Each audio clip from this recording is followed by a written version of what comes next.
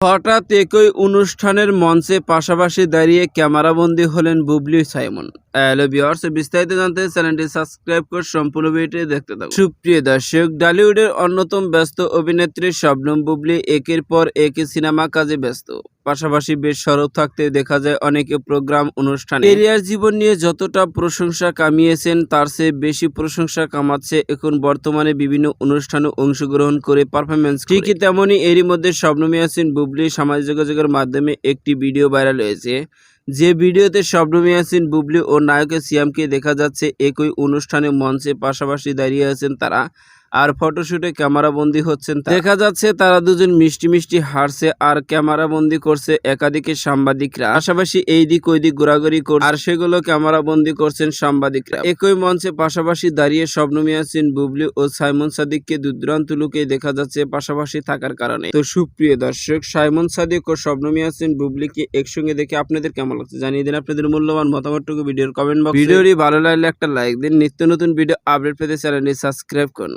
অসংখ্য ধন্যবাদ পুরো ভিডিও উপভোগ করার জন্য।